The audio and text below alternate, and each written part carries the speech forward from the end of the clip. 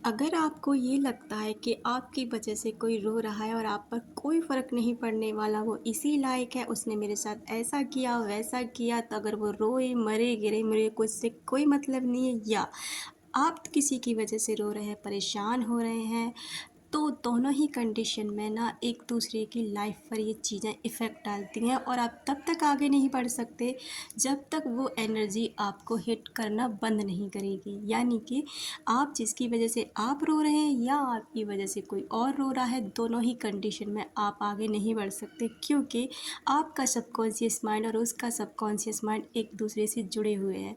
नमस्कार दोस्तों, आपका फिर से स्वागत है मैग्नेट ऑफ लव।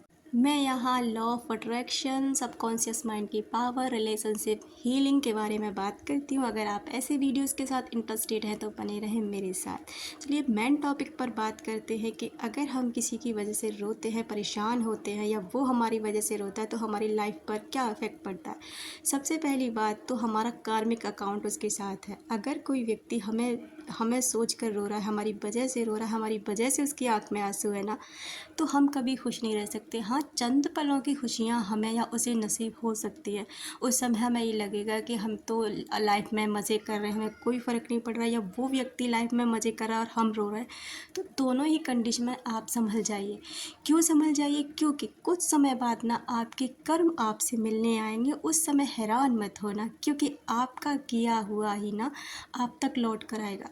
अगर कोई व्यक्ति आपको लेकर बहुत परेशान है, सीरियस है और आपकी वजह से रोता है, परमात्मा के सामने रोता है, तो ये कंडीशन और भी ज़्यादा बुरी है और आप कभी खुश नहीं रह सकते जब तक कि उस व्यक्ति तक आप हीलिंग नहीं पहुंचा सकते, माफ़ी नहीं मांग सकते।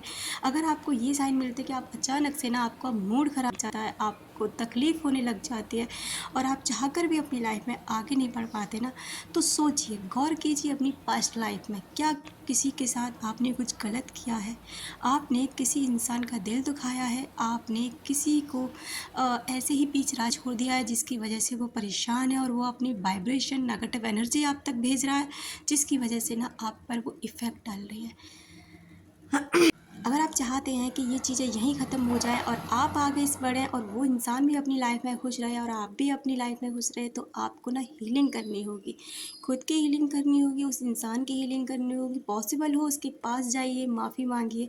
अगर ये पॉसिबल नहीं है तो फिर उसके लिए ना यहीं से जहाँ भी आप हैं उसी जगह बैठकर उसके लिए मेडिटेशन कीजिए, हीलिंग भेजिए, हो अपोनो प्रेयर कीजिए, उसके लिए ना बेस्ट मेमोरी सेंड करिए, लव वाइब्रेशन सेंड करिए, मतलब जो भी आप अच्छा उस व्यक्ति के लिए भेज सकते हैं भेजिए। और आप ये मत समझना कि आपने आज भेजी कल भेजी तो परसों आप बिल्कुल ठीक हो जाएंगे, बिल्कुल भी नहीं, वक्त लगता है। जैसे जितना समय वो इंसान परेशान रहा है ना आपकी वजह से, तो वक्त लगेगा, तो आपको थोड़ा धैर्य भी रखने की ज़रूरत होगी, क्योंकि इन चीज़ों में ना धीरे धीरे हीलिंग होती है। धीरे धीरे उस इंसान का जब माइंड अच्छा होने लगता है ना, तभी ये एनर्जी इफ़ेक्ट डालती हैं। अगर आपके साथ कोई गलत करके चला गया तो माफ़ कीजिए, इग्नोर कीजिए और अपनी लाइफ में ना कोशिश करिए आगे बढ़ने की।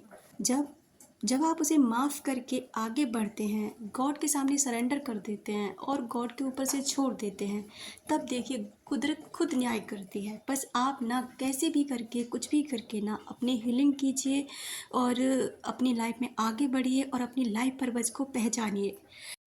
अपना रखें ख्याल, अपनों का रखें ख्याल, जिससे आप अट्रैक्ट कर सकें ढेर सारा प्यार और ढेर सारी खुशियाँ। मिलते हैं अपने नेक्स्ट वीडियो में।